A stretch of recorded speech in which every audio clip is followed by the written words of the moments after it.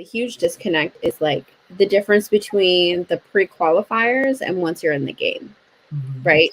Saying this is what you need to get to the game versus like when we're in it, these are the expectations, are two totally different conversations, right? Because like I think advocating for like people marrying somebody who's completely down and out, I mean like not just broke, like poor character, already suffering illnesses, all of this stuff, like that's not really something that we advocate for, right? We advocate for going into a best case scenario because that's really the stage where you're laying foundation for your marriage. So you don't want to go into it with cracks already kind of formulating, right? But once you're in the marriage and you commit to those vows, that's really when you are now accountable to those vows. You're not accountable to it beforehand, right? And I think that's where the line is drawn, at least for me, right? Like to say I'm not saying for myself, but to say I want a 6-figure man, that doesn't necessarily mean that woman's out if he starts, dropping in income, right? I think the expectation is you took these vows understanding it was for richer or for poor. To say in sickness and health, I think the expectation is once you're married, if I get sick, you're not just going to call it quits, right? But going into a marriage with somebody who's sick, I think a lot of people would really hesitate in that decision if it's not a flat out no. And I think we really need to differentiate people who are vetting out partners versus people who are actually committed in marriage. And that's exactly what I was saying. It's different once you're married. Anything prior to that is up in the air, so to speak. You know what I'm saying? Up in the air for questioning, because you can still walk away. You still have the opportunity. But once you get married, that at that point, especially now, if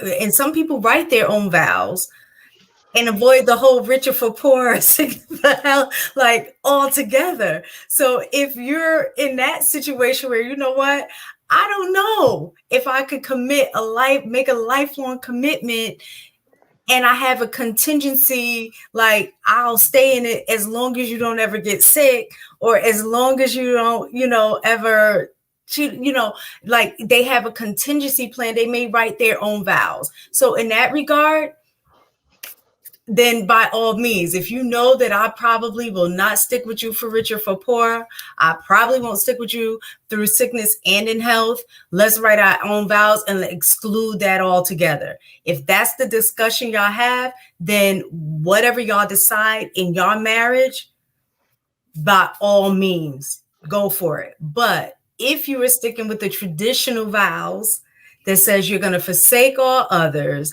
that you are going to stay together for richer for poor, for sickness and health, until death do you part. Once you commit to that part, then you need to commit to that part. That's so wonderful. I heard it. Oh. Go ahead, AP. Then we're gonna go. We're gonna move on to the next portion. I heard an entire stream 2 nights ago, pretty much based off of this topic, and what was it? 4 out of the 5 women on that panel, to answer Marcus's question, 4 out of the 5 said, if my husband lost his job, I could hold him down for a little while. That's what they all said.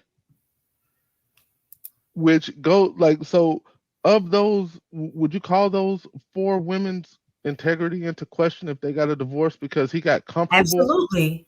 Yeah. Absolutely. Yeah, absolutely. See, that's what I'm trying to say. It doesn't change for me. Let me say this. It just doesn't change. Okay, yeah. Go ahead. I don't want to say it. I was just going to say it doesn't change for me in terms of gender. When you're moving, again, I keep saying this, when you're moving based on character and integrity, gender is out the window. It doesn't matter.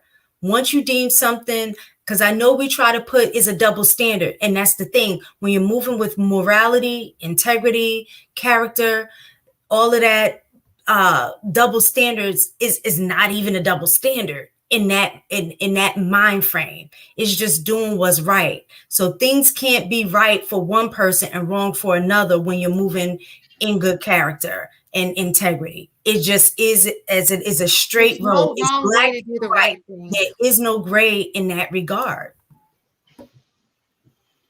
You're on mute. Marcus, you're on mute. Marcus, you're on mute. I'll give you an example how that can absolutely be true. So if a burglar come in here right now, right, and tries to attack me and my family, and I take off running and go hide with the kids, that's a clear difference of something that would not be okay. But if my wife does it, it's expected, and that's what I want her to do. We don't have the same obligations. We don't have the same responsibilities. And that doesn't have anything to do with hiding, baby. We riding together. But Marcus, that has nothing to do with morality and character or integrity. It doesn't have anything to do with that. That's livelihood. Like, look, in that scenario, I want you to be worried about your life more than the life of others. Listen. And I'm saying my responsibility would be worried about y'all life. Look, one is no. It ain't the same, Marcus. I can ride with you on, I can really care less about this side thing, because I'm the queen of me and cheat. But that analogy you just gave, it don't fly. That's not the same. What I was trying to point out is she said that character has no gender, and she said character, morality, and integrity has no gender. It's ingrained in my character, morality, and integrity that I have to protect my family.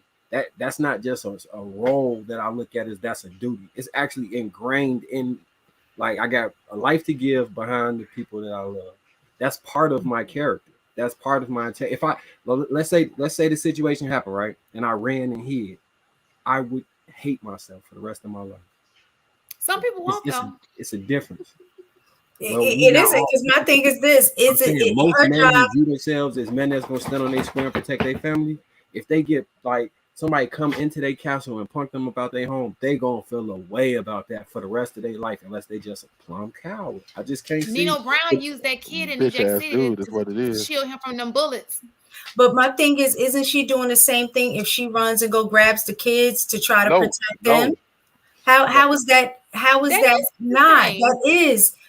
Do you think that her character would be brought into question if she ran out the house and left the kids there? Oh, I see what you're asking. I'm sorry, I misunderstood. Right, it's the same thing. Both of y'all are carrying out duties that you would say in terms of protection. Your role is you're trying to protect the entire family, wife, kids, everybody. So you're going to be the first line of defense. For her role is let me go run, get the kids, and protect them. She's the second line of defense. So she's not a line of real defense. She's the escape vehicle. It's like on the boat. Like, I'm gonna still be on the boat. You on the now. I'm not saying what you're doing isn't valuable, because you need to live and from that point forward protect the kids. This is going so far in the river. All right. Okay, it's so bring that boat back. I just think Marcus is trying to justify. Marcus is just trying to justify, and it's okay that we're on opposite ends of the spectrum. Right is right, wrong is wrong. Exactly, it's not just is. Black. No matter all I was trying to highlight is you're talking to somebody who understands. Like I think I'm more lenient when it comes to stuff like that. Mm-hmm. But what's right is right, and what's wrong is wrong. What I was highlighting was she was saying integrity, character, morals have no gender, right? Like it could, like as a man, I would consider it cowardly to run away from the altercation. For sure, but that's more social. That's different. You're moving in social. Running away from the auction is not cowardly. It's a smart choice, and that's what I would prefer. And I was trying to highlight the things just because Marcus trying to justify doing bad things with characters. So he's trying to give an example of why it's not. Listen.